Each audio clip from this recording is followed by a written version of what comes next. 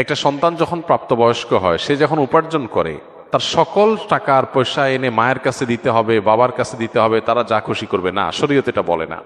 শরীয়ত বলে সম্পদ যে উপার্জন করেছে এর ব্যাপারে অধিকার একমাত্র তার। হ্যাঁ, উপার্জিত সম্পদ থেকে মার চলার জন্য, মার বেঁচে থাকার জন্য, সুস্থতার জন্য, চিকিৎসার জন্য যেটা প্রয়োজন সন্তান হিসাবে সাধ্য অনুযায়ী, মায়ের নিজের না থাকলে বা দেয়ার মতো ব্যবস্থা না থাকলে অবশ্যই সন্তানকে সেটা বহন করতে হবে। আর স্ত্রীর সর্বাবস্থায় স্বামী হিসাবে স্ত্রীর ভরণ পোষণ এটার ব্যবস্থা করতে হবে। এর বাইরে উদ্বৃত্ত টাকা সেটা ছেলে কি মাকে উপহার হিসাবে অতিরিক্ত দিবে, না স্ত্রীকে দিবে, না কাকে কত দিবে, নাকি আদৌ কাউকে না দিয়ে নিজের অ্যাকাউন্টে রাখবে, এটা একান্ত তার ব্যাপার।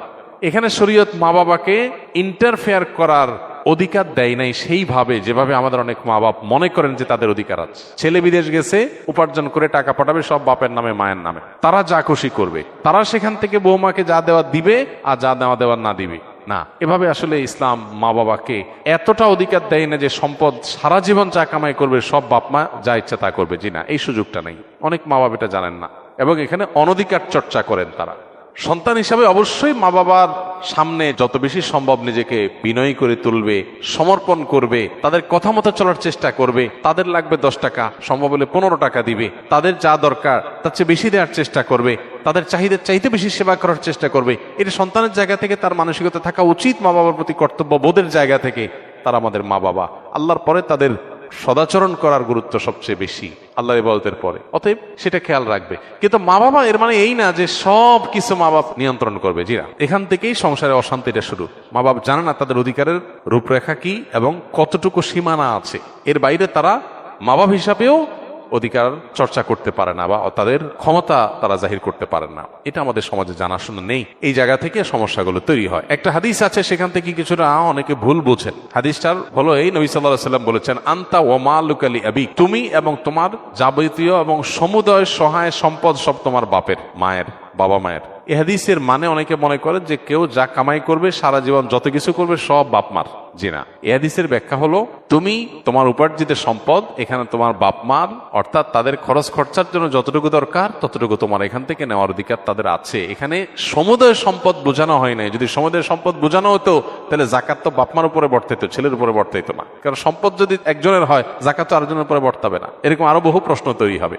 এই জন্য এই হাদিসটার ব্যাখ্যা আমরা অনেকে ভুল বুঝি এবং এর ফলশ্রুতিতে অনেক মা বাপ একটু বাড়াবাড়ি করেন, সীমা লঙ্ঘন করেন এবং সেক্ষেত্রে স্ত্রীর সাথে ছেলের দূরত্ব তৈরি হয়। এগুলো আমাদের ব্যালেন্স করতে হবে এবং একইভাবে আপনার সম্পদের ব্যাপারে স্ত্রীরও এই মানসিকতা থাকতে হবে যে স্বামী তার উপার্জন করার পর আমার ভরণ পোষণ ঠিকঠাক মতো দিচ্ছেন কিনা। যদি দেন, এরপর বাকি সম্পদ তিনি কি করবেন? তিনি কি তার মাকে দিয়ে দিচ্ছে অতিরিক্তটা, না ভাইকে দিয়ে দিচ্ছে, বোনকে দিয়ে দিচ্ছে? এটা একান্ত তার ব্যাপার। আমার এটা নিয়ে মাথা ঘামানোর দরকার নাই, হেডেক নেওয়ার দরকার নাই। বেশিরভাগ মহিলাই অহেতুক পেরেশানি করে নিজেও কষ্ট পায়, সংসারটাকে অশান্তি করে। আমার পরিচিত এরকম আত্মীয় স্বজনের ভিতরে এরকম মেয়েদের কথা জানি যে স্বামী লক্ষ লক্ষ টাকা ধরা খাচ্ছে, কোথাও কাউকে দিয়ে দিচ্ছে, কোনো ভাবনা নেই। আমার তো এটা দেখার দরকার নাই। আমার দেখা দরকার হলো যে আমার ছেলে মেয়ে এবং আমার ভরণ পোষণের ব্যবস্থা সে করছে কিনা। সেটা যদি সে না করে, আমার অধিকার যদি সে খর্ব করে, সেগুলো যদি সে মানুষকে দিয়ে দেয়, তাহলে অবশ্যই আমি সেখানে দাবি তুলব, যথাযথ নিয়মে আমি আর্গুমেন্ট করব। কিন্তু আমি আমারটা যথাযথ পাচ্ছি, আর দরকারটা কি? বেশিরভাগ মহিলারা স্বামীকে চায় কবজার ভিতরে আনতে, কন্ট্রোলের ভিতরে আনতে, যে আমার কথা উঠবা, আমার কথা বসবা, আমার কথা এদিক ঘুরাবা, আবার এদিক গাড় ফিরাবা। এই যে স্বামীকে গোলাম বানাতে চায়, এটা আরেক সমস্যা। তাহলে একদিক থেকে মা বাপের সমস্যা, আরেক দিক থেকে বইয়ের সমস্যা। এই সমস্যাটা কেন হয়? কারণ তার কতটুকু অধিকার আছে এটা সে জানে না। তার যতটুকু অধিকার আছে তিনি তার চাইতে আরো বেশি খাটাইতে চেষ্টা করেন। এটাই হলো একটা ভুলের জায়গা। দাম্পত্য জীবনের সুখ শান্তির জন্য এই জিনিসগুলো অনেক গুরুত্বপূর্ণ। এই জন্য বিয়ের আগে ট্রেনিং হওয়া দরকার।